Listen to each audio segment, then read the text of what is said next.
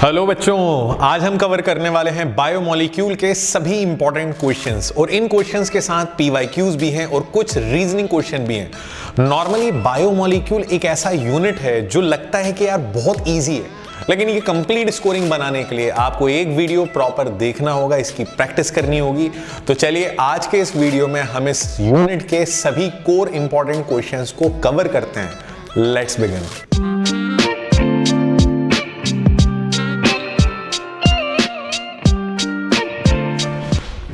Biomolecule unit का question number 1 जो हमारे लिए बेसिक तो होगा, लेकिन ये सारे क्वेश्चन आपके लिए बहुत इंपॉर्टेंट है।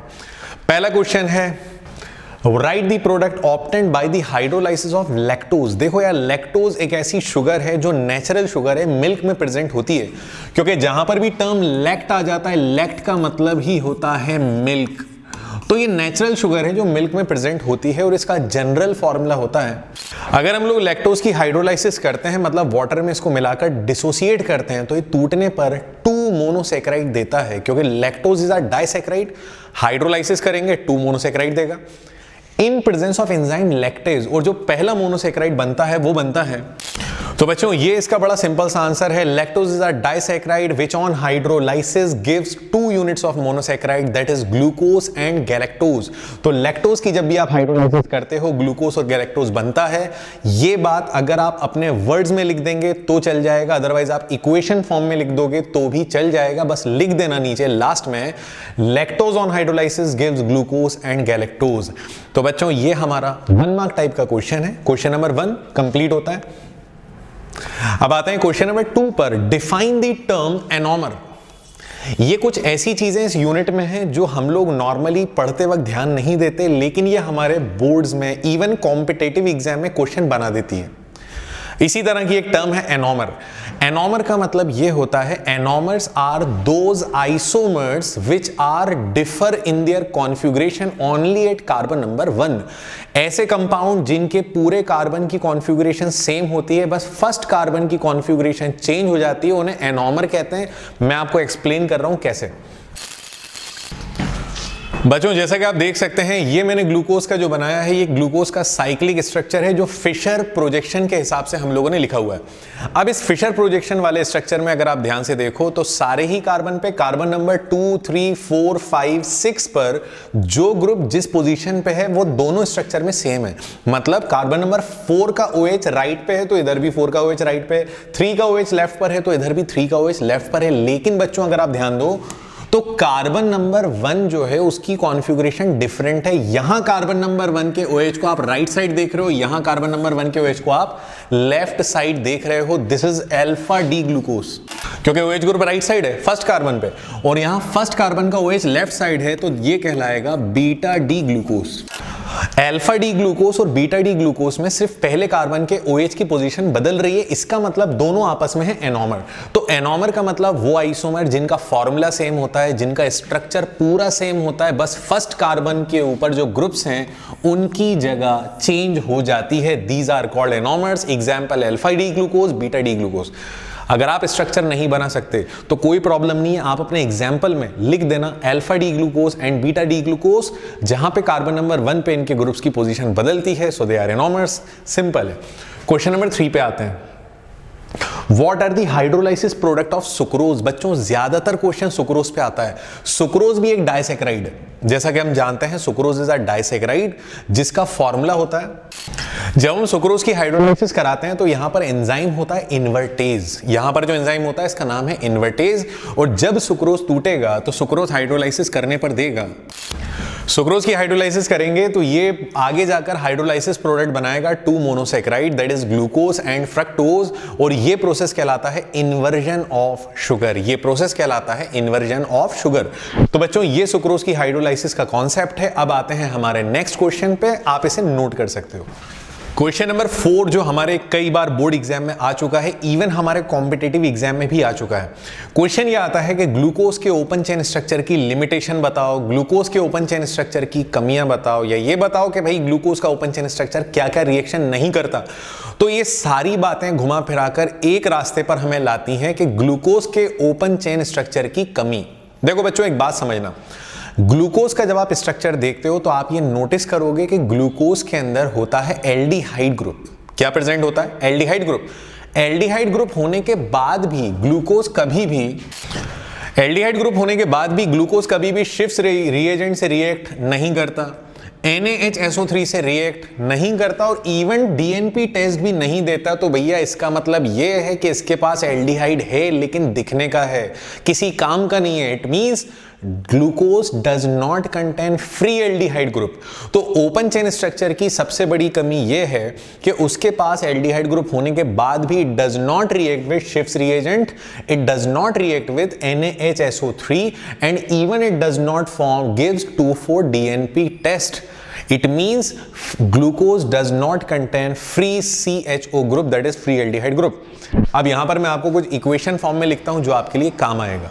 फॉर एग्जाम्पल, ये ग्लूकोज का ओपन चेन स्ट्रक्चर, और अगर आप ध्यान से देखो तो इसमें फर्स्ट वाला कार्बन CHO एल्डिहाइड दिख रहा है, लेकिन वो इस तरह से आपस में अरेंज्ड है कि वो CHO फ्री नहीं है।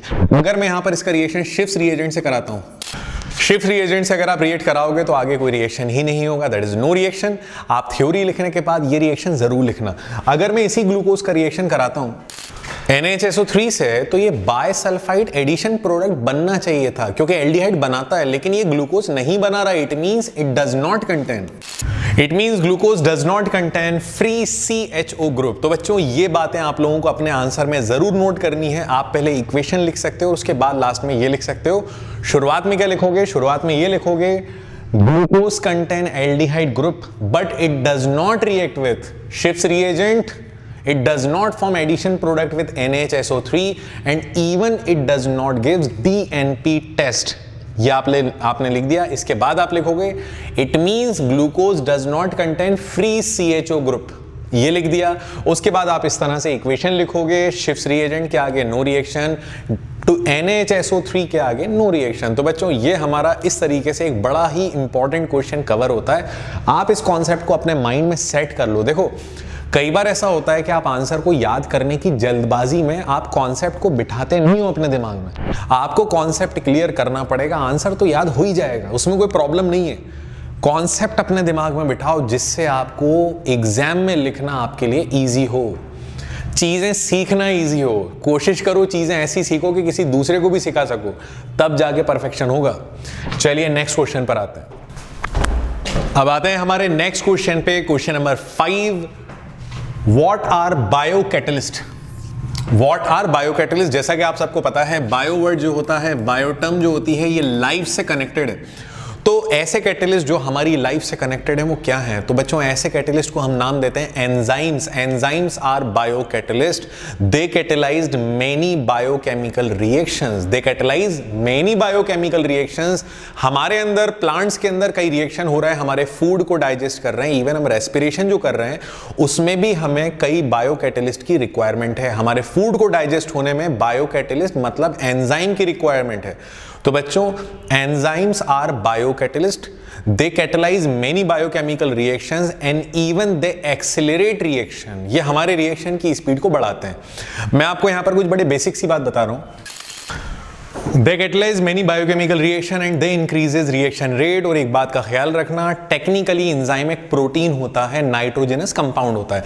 अब यहां पर वैसे तो कई एग्जाम्पल है, लेकिन एक बड़ा सिंपल सा एग्जाम्पल देखते हैं हम लोग। जब हम मेल्टोज को हाइड्रोलाइज करते हैं, मतलब तोड़ते हैं, तो मेल्टोज को तोड़ने के लिए जो एंजाइम लिया जाता है उसका नाम है मेल्टेज। क्या नाम है उसका? मेल्टेज। और मेल्टोज जब टूटता है तो ये ब्रेक होकर देता है 2 units of glucose, 2 units of glucose. वहीं पर अगर मैं एक और एग्जांपल देखें, वहीं पर हम लोग एक और एग्जांपल देखें कि अगर हमारे पास ग्लूकोज है और ग्लूकोज को हम जाइमेज एंजाइम की प्रेजेंस में तोड़ रहे हैं, तो भैया वो तो अल्कोहल बना देगा, इथाइल अल्कोहल, और साथ में निकालेगा CO2, और ये प्रोसेस कहलाता है फर्मेंटेशन। तो ये वाली स्टेप फर्मेंटेशन कहलाती है। यहां पर एंजाइम लिया है जाइमेज, यहां मेल्टोज को तोड़ा है, मेल्टोज को तोड़ने के लिए एंजाइम लिया है मेल्टेज। बच्चों एक बात बताओ, एक क्वेश्चन का आंसर दो, लैक्टोज को ब्रेक करने के लिए कौन सा एंजाइम लगता है? चलिए अगर हो सके तो कमेंट बॉक्स में आंसर जरूर देना। तो ये हो गया हमारा क्वेश्चन नंबर 5। अब आते हैं क्वेश्चन नंबर 6 पर। Name the deficiency. देखो यार, डेफिशिएंसी डिजीज पर सेंट्रल बोर्ड सबसे ज्यादा क्वेश्चन पूछता है, वो भी विटामिन ए, विटामिन ई और विटामिन सी एंड के। ये 4 विटामिन याद रखना जिनकी डेफिशिएंसी पे क्वेश्चन आता है। कई बार एग्जामिनर डिजीज का नाम दे देता है कि स्कर्वी डिजीज कौन से विटामिन की कमी से हो रहा है। याद रखना। एंटी हेमरेजिक विटामिन कौन सा है, तो मैं आपको बता दूं, स्कर्वी होता है विटामिन सी की कमी से। हेमरेज मतलब ब्लड का फ्लो, विटामिन के कम होगा, ब्लड का फ्लो आपका हो जाएगा। लेकिन अगर विटामिन के प्रॉपर लोगे तो वो विटामिन के आपके ब्लड, कहीं पर हाथ पैर में घाव लग गया है, ब्लड निकल रहा है, तो उसको क्लॉट करने में हेल्प करता है। Clotting vitamin, anti haemorrhagic. अब यहां पर क्वेश्चन आया विटामिन ए और विटामिन ई की कमी से क्या डिजीज होते हैं। तो बच्चों जैसा कि हम जानते हैं विटामिन ए जो है इसकी कमी से होता है नाइट ब्लाइंडनेस, विटामिन ए की कमी से होता है नाइट ब्लाइंडनेस या फिर ज़ेरोफ्थेल्मिया। और अगर विटामिन ई की कमी होती है तो उससे एक बहुत बड़ी प्रॉब्लम होती है, दैट इज स्टेरिलिटी। तो एंटी स्टेरिलिटी विटामिन कौन सा है? स्टेरिलिटी होती है विटामिन ई की कमी से, और अगर विटामिन ई की प्रॉपर आप अमाउंट लेते हो डाइट में तो वो स्टेरिलिटी को रोकता है। It means anti sterility vitamin E है। एंटी नाइट ब्लाइंडनेस या एंटी ज़ेरोफ्थेल्मिया विटामिन ए है। तो बच्चों vitamin A, vitamin E, vitamin C और विटामिन के, इन 4 विटामिन के सोर्स, इनकी डिजीज जरूर याद रखना, बहुत इंपॉर्टेंट है। क्वेश्चन नंबर 7 हमारा बड़ा सिंपल क्वेश्चन है। Describe what do you understand by primary and secondary structure of protein. Protein का प्राइमरी स्ट्रक्चर और प्रोटीन का सेकेंडरी स्ट्रक्चर हमें क्या इंफॉर्मेशन देता है? देखो एक बात बड़ी सिंपल है, प्रोटीन बना होता है अल्फा एमिनो एसिड से। अल्फा एमिनो एसिड को एक प्रॉपर सीक्वेंस में जोड़ा जाता है। तो प्रोटीन का प्राइमरी स्ट्रक्चर हमें बताता है sequence of alpha amino acid, क्योंकि अगर सीक्वेंस बिगड़ गया तो डिजीज हो जाएगा। एक भी सीक्वेंस बिगड़ गया ना प्रोटीन का, अगर अमीनो एसिड का, जो अमीनो एसिड 3rd नंबर पे आना है, अगर उसे 4th पे लगा दिया और 4 वाले को 3rd पे लगा दिया तो चीजें तो वही हैं, लेकिन सीक्वेंस बदलने से डिजीज हो जाता है, जिसका एग्जाम्पल है सिकल सेल एनीमिया। तो बच्चों प्राइमरी स्ट्रक्चर जो होता है ना वो हमें बताता है about sequence of alpha amino acid. ये मैं लिख देता हूं। तो जैसा कि मैंने आपको बताया था, प्राइमरी स्ट्रक्चर जो प्रोटीन का है वो हमें बताता है about the sequence of alpha amino acid in a protein chain या इन अ पॉलीपेप्टाइड चेन। वहीं पर अगर हम सेकेंडरी स्ट्रक्चर की बात करें, सेकेंडरी स्ट्रक्चर हमें बताता है अबाउट दी सेकेंडरी बॉन्डिंग। देखो प्रोटीन के अंदर प्राइमरी बॉन्डिंग होती है, पेप्टाइड बॉन्ड से अमीनो एसिड के मॉलिक्यूल जुड़ते हैं। अब अमीनो एसिड या एमिनो एसिड के मॉलिक्यूल जुड़ गए, एक प्रोटीन की लेयर बन गई, सेकेंड लेयर भी बन गई। इन दोनों लेयर्स के बीच में जो बॉन्डिंग है वो कहलाती है हाइड्रोजन बॉन्डिंग, और ये सेकेंडरी बॉन्डिंग है। प्राइमरी बॉन्डिंग तो पेप्टाइड बॉन्डिंग है, सेकेंडरी बॉन्डिंग होती है हाइड्रोजन बॉन्डिंग। तो बच्चों सेकेंडरी स्ट्रक्चर हमें बताता है about the secondary bonding in protein. और बच्चों एक बात का ख्याल रखना, जब आप प्रोटीन को हीट कर देते हो या उसका पीएच बदल देते हो तो प्रोटीन का होता है डीनेचुरेशन, मतलब प्रोटीन अपनी नेचुरल स्टेट से बदल जाता है। डीनेचुरेशन के वक्त प्रोटीन का प्राइमरी स्ट्रक्चर तो सेम रहेगा, क्योंकि प्राइमरी स्ट्रक्चर में सीक्वेंस है, सीक्वेंस नहीं बदलेगा, बदलेगा प्रोटीन का सेकेंडरी स्ट्रक्चर। तो ये स्टेटमेंट भी लिख देता हूं मैं। During denaturation, its primary structure remains same, but its secondary structure changes। तो इस तरह से हमारा ये एक प्रॉपर आंसर कंप्लीट हो जाता है, और इसी के साथ हमारा ये क्वेश्चन भी कंप्लीट हो जाता है। तो अब हम बढ़ते हैं नेक्स्ट क्वेश्चन पे, आप इसे नोट कर लो। क्वेश्चन नंबर 8 एक थोड़ा बड़ा क्वेश्चन था, तो मैंने इसका पूरा आंसर फ्रेम कर दिया, लेकिन मैं पहले आपको एक्सप्लेन करता हूं, उसके बाद ही आप इस आंसर को नोट करना। विटामिन क्या होते हैं? तो बच्चों विटामिन वो बायोमॉलिक्यूल्स होते हैं जो हमारी बॉडी के लिए बहुत जरूरी है, लेकिन हमारी बॉडी नहीं बनाती, एक्सेप्ट विटामिन डी, जो हमें सनलाइट से मिलता है और हमारी बॉडी उसे मेंटेन कर लेती है। विटामिन को हमारी बॉडी कैसे फुलफिल करती है? तो हम लोग जो खाना खाते हैं, जो हम डाइट लेते हैं, उस डाइट से हमें विटामिन मिलते हैं। तो विटामिन आर दोज बायोमॉलिक्यूल जो हमारी हेल्थ के लिए, हमारी हेल्दी ग्रोथ के लिए जरूरी है। ये आपको एनर्जी नहीं देता, ये आपकी ग्रोथ कराता है, ऐसा जरूरी नहीं है। ग्रोथ कराने के लिए प्रोटीन है, लेकिन एक हेल्दी लाइफ के लिए सबसे जरूरी चीज है विटामिन। अब क्वेश्चन ये आता है कि भैया कन्वर्जन और पर्नीशियस एनीमिया कौन कौन से विटामिन की कमी से होता है, या किस विटामिन की कमी से कन्वर्जन होता है? कन्वर्जन का मतलब होता है सडन बॉडी में कुछ अटैक सी फील आती है या बॉडी में कुछ पेन होने लगता है, उसे कन्वर्जन कहते हैं। तो बच्चों कन्वर्जन जो होता है ये विटामिन B6 की कमी से होता है। It is observe due to the deficiency of vitamin B6 that is pyridoxine. पे अगर हम पर्नीशियस एनीमिया की बात करें तो ये होता है विटामिन B12 की कमी से। विटामिन B12 का मतलब cyanocobalamin, it is a coordination compound of cobalt या complex compound of cobalt, vitamin B12। तो बच्चों ये एक बहुत इंपॉर्टेंट नोट मैंने यहां पर लिखा हुआ है जो आपके सभी के आंसर को परफेक्ट बना देगा। आप इसका स्क्रीनशॉट ले लो और इसको नोट कर लेना। क्वेश्चन नंबर 9 जहां पे हमें 3 पॉइंट्स पूछे हैं और तीनों ही पॉइंट अपने आप में डायरेक्ट क्वेश्चन बनाने लायक पॉइंट हैं, सब बहुत इंपॉर्टेंट है। यहां पर हमसे फर्स्ट पॉइंट पूछा है डिफाइन पेप्टाइड लिंकेज या पेप्टाइड बॉन्ड। बच्चों अल्फा अमीनो एसिड को मिलाते हैं तब प्रोटीन बनता है। कहा जाता है कि alpha amino acid are the building block of protein. जिस तरह एक बिल्डिंग को बनाने में छोटे छोटे ब्लॉक यूज होते हैं, वैसे ही प्रोटीन को बनाने में छोटी छोटी अल्फा अमीनो एसिड की यूनिट लगती है, तब जाके एक जायंट मॉलिक्यूल या प्रोटीन तैयार होता है।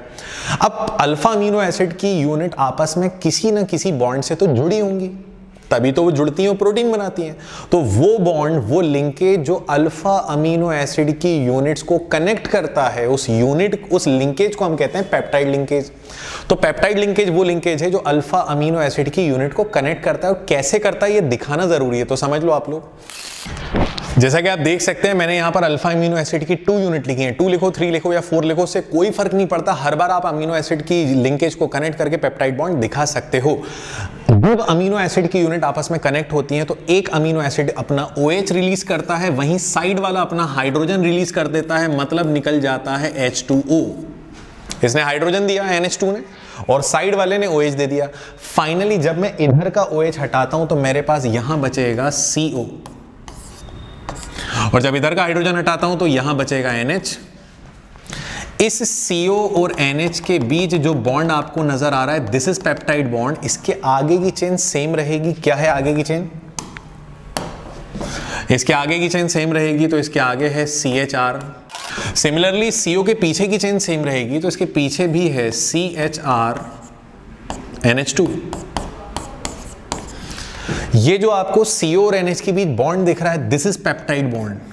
तो बच्चों एक बड़ा सिंपल सा कॉन्सेप्ट है। प्रोटीन बनाने के लिए अल्फा अमीनो एसिड आपस में मिलते हैं, और जब अल्फा अमीनो एसिड मिलते हैं तो एक अमीनो एसिड अपना COOH का OH रिलीज करता है, अदर अमीनो एसिड अपना हाइड्रोजन रिलीज करता है।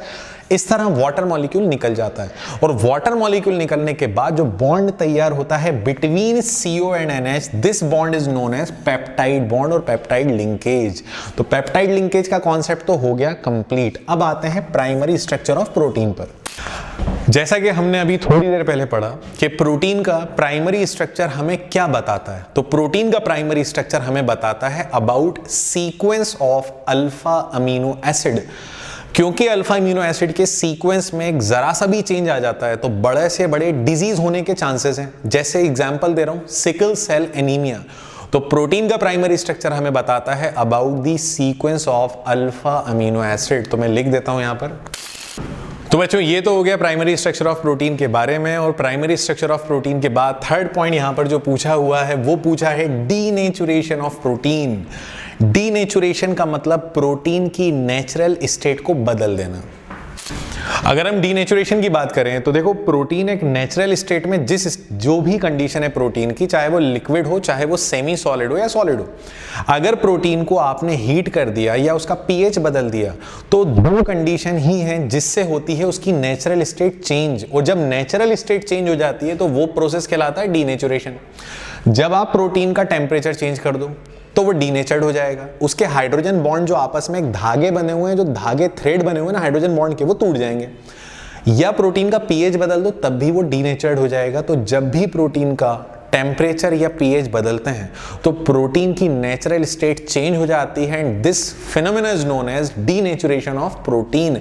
डीनेचुरेशन के 2 ही रीजन है। पहला है चेंज इन टेम्परेचर या चेंज इन पीएच। अब यहां पर कुछ एग्जांपल हम देखते हैं। जैसा कि हम जानते हैं एग के अंदर एक प्रोटीन है एल्ब्यूमिन। अब एग को आपने बॉईल करा तो एग हो गया लिक्विड से सेमी सॉलिड। अब एग के अंदर जो प्रोटीन है, क्योंकि आप बॉईल कर रहे हो तो टेम्परेचर चेंज कर रहे हो, तो एग के अंदर जो प्रोटीन है वो हो गया डीनेचर्ड। मिल्क में आपने सिट्रिक एसिड मिलाया या लेमन जूस मिलाया, तो मिल्क में जब आप लेमन जूस मिला रहे हो तो उसका पीएच चेंज कर रहे हो, तो मिल्क कर्ड में कन्वर्ट हो रहा है, उसका प्रोटीन भी डीनेचर्ड हो जाएगा। तो बच्चों याद रखना, डीनेचुरेशन का मतलब the process which change the physical state of protein due to change in temperature or pH is known as denaturation, and after denaturation primary structure remains same but secondary structure of protein changes। तो इसी के साथ हमारा denaturation भी complete होता है और हमारा ये क्वेश्चन भी होता है कंप्लीट। ये बहुत इंपॉर्टेंट है, एक एक पॉइंट क्लियर करना। क्वेश्चन नंबर 10, जब भी हमसे एग्जाम में प्रोटीन की डेफिनेशन पूछी जाती है कि प्रोटीन क्या है, तो एग्जामिनर कई बार हमसे बोलता है define protein by using 2 examples of fibrous and 2 examples of globular. तो हमें फाइब्रस और ग्लोबुलर बिल्कुल क्रिस्टल क्लियर होना चाहिए। कभी अगर डायरेक्ट पूछे तो भी चलेगा, प्रोटीन के साथ पूछे तो भी चलेगा। तो बच्चों basically protein are the nitrogenous compound which are required for our growth, जो हमारी ग्रोथ के लिए जरूरी है, जो हमारी सिंथेसिस के लिए जरूरी है। प्रोटीन कई तरह के होते हैं, जैसे एक प्रोटीन कहलाता है फाइब्रस और एक प्रोटीन कहलाता है ग्लोबुलर। अगर हम फाइब्रस प्रोटीन की बात करें तो fibrous protein are those protein which are thread like. ये थ्रेड लाइक होते हैं, कुछ धागे की तरह होते हैं, इसलिए इनको फाइब्रस बोला जाता है। वहीं ग्लोबुलर प्रोटीन की अगर हम बात करें तो they are spherical protein. Fibrous protein normally हमारी बॉडी में हर उस जगह प्रेजेंट है जिसे स्ट्रेंथ की जरूरत है, जैसे हमारी हड्डियों में हमारी बोन्स को स्ट्रेंथ की जरूरत है, हमारे हेयर्स के बीच में जो प्रोटीन मॉलिक्यूल हैं उनको बड़ी मजबूती चाहिए, स्ट्रेंथ चाहिए। इसलिए आप नोटिस करना जब भी कभी आपका बाल टूटता है तो वो रूट से निकलता है, कभी बीच में से नहीं निकलता। ऐसा नहीं कि आधा रूट में रह गया आधा बीच में से निकल गया। क्यों? क्योंकि उस हेयर के बीच में, हमारे नेल्स के बीच में जो प्रोटीन है वो बड़ा स्ट्रॉन्ग प्रोटीन है, दैट इज फाइब्रस प्रोटीन। तो अगर हम बात करें तो इनके मॉलिक्यूल्स के बीच होता है स्ट्रॉन्ग इंट्रैक्शन। वहीं पर अगर हम ग्लोबुलर प्रोटीन की बात करें तो ग्लोबुलर प्रोटीन के मॉलिक्यूल में वीक इंटरेक्शन है, लेकिन इतना वीक नहीं है, फाइब्रस के कंपैरिजन वीक है। मतलब अगर आप वैसे बात करो तो ये भी स्ट्रांग है, लेकिन फाइब्रस से थोड़ा कमजोर है, वीक है। फाइब्रस प्रोटीन को अगर हम देखें तो क्या आपके बाल पानी में डिसॉल्व हो सकते हैं? क्या आपके नाखून पानी में डिसॉल्व हो सकते हैं? Never. So they are insoluble in water. Globular protein की अगर हम बात करें तो ये भैया सॉल्युबल होता है, मतलब नेचर में दोनों एक दूसरे के बिल्कुल अपोजिट हैं। जहां फाइब्रस एक थ्रेड लाइक है, वहीं पर ग्लोबुलर प्रोटीन की अगर हम बात करें तो ग्लोबुलर प्रोटीन होता है स्फेरिकल, कुछ इस तरह से गोल होता है, क्योंकि इसमें एक्सेसिव हाइड्रोजन बॉन्डिंग हो जाती है। फाइब्रस प्रोटीन में अगर स्ट्रॉन्ग इंट्रैक्शन है तो ग्लोबुलर में वीक है। ये अगर वाटर इनसॉल्युबल है तो ग्लोबुलर है सॉल्युबल। बच्चों क्या आपके दिमाग में कोई 2 एग्जाम्पल हैं फाइब्रस के? तो चलिए देखते हैं। कैरेटिन। कैरेटिन एक ऐसा प्रोटीन है जो हमारे हेयर्स में प्रेजेंट है, हमारे नेल्स में प्रेजेंट है। वहीं पर अगर हम बात करें म्योसिन, जो हमारी मसल्स में होता है, ठीक है। अगर हम ग्लोबुलर प्रोटीन के एग्जांपल्स को देखें तो हमारे ब्लड प्रोटीन, एंजाइम्स, तो बच्चों ये सारे के सारे ब्लड प्रोटीन, सारे के सारे एंजाइम्स आते हैं ग्लोबुलर प्रोटीन में। और फाइनली इसी के साथ ये यूनिट कंप्लीट होता है, इसके सारे कोर इंपॉर्टेंट क्वेश्चंस कंप्लीट होते हैं। ये क्वेश्चन की सीरीज बनाने का मेरा एक इंपॉर्टेंट रीजन था, वो ये था कि मैं आप तक हर यूनिट के बेस्ट क्वेश्चंस पहुंचा सकूं, क्योंकि एज अ स्टूडेंट आप लोगों के अंदर ये चीज़ शायद बड़ी टफ लगती होगी आपको कि ये जज करना कि यार कौन कौन से क्वेश्चन हमारे लिए बहुत काम के हैं और कितने क्वेश्चन हमें सिर्फ एक बार प्रैक्टिस करनी है। कई बार ऐसा होता है कि बोर्ड एग्जाम जब हमारे पास आ रहे होते हैं तो एक डर का माहौल रहता है, हमारे मतलब कुछ ज़्यादा ही हमें टेंशन हो जाती है और हमें ये लगता है कि हमें सब कुछ पढ़ना है। लेकिन ये वो स्टेज है जहाँ पर अगर आप शुरू से पढ़ते आ रहे हो तो आप सब कुछ पढ़िए, लेकिन अगर आपने शुरू से अपनी पढ़ाई को बहुत अच्छी तरीके से नहीं करा तो इस स्टेज पर आप लोग सिलेक्टेड चीज़ों को पढ़ो, अच्छा स्कोर करो, क्योंकि ये वो स्टेज है जहां पर हम सब कुछ पढ़ने लगे तो हमें कोर्स कवर करना, पूरा कोर्स कंप्लीट करना इम्पॉसिबल हो जाएगा। तो बच्चों मेरी तरफ से आप सभी लोगों को all the best for your exams. उम्मीद है ये वीडियो सीरीज, ये क्वेश्चन सीरीज आप लोगों के काम आई हो, और अगर किसी एक बच्चे के भी काम आ जाती है तो यार मेरी मेहनत तो वसूल हो जाएगी। मुझे पूरी उम्मीद है कि आप लोग इन वीडियो सीरीज से कुछ बेनिफिट तो उठा रहे होंगे। मैं व्यूज़ पे ध्यान नहीं देता हूं, मैं इस बात पे ध्यान नहीं देता हूं कि कितने लोग नए हमारे साथ जुड़ रहे हैं, लेकिन एक बात है, जब आप में से ज़्यादा लोग हमारे साथ जुड़ते हैं तो हमें बड़ा मोटिवेटेड फील होता है। तो बच्चों कोशिश करो कि इन वीडियो को अपने ज़्यादा से ज़्यादा दोस्तों तक पहुँचाओ, क्योंकि हो सकता है आपका कोई एक दोस्त ऐसा हो, आपका कोई पहचान वाला ऐसा हो जो बोर्ड एग्जाम में बहुत स्ट्रगल कर रहा हो, उसको पता नहीं हो कि यार इस स्टेज पे मुझे कितना पढ़ना है, मुझे इंपॉर्टेंट क्वेश्चंस कहाँ से मिलेंगे। हर एक वीडियो में हमने 10 to 12 इंपॉर्टेंट क्वेश्चंस दिए हैं, लेकिन ये क्वेश्चन बहुत इंपॉर्टेंट है। एक तरफ 100 क्वेश्चंस की बंच अगर आप रख दो और दूसरी तरफ ये रख दो, तो ये क्वेश्चन बहुत ज्यादा स्पेशल है, क्योंकि मैंने वैरायटी कवर करी है। रिमेंबर, मैं नंबर्स पे नहीं बात कर रहा हूं, मैं वैरायटी पे बात कर रहा हूं।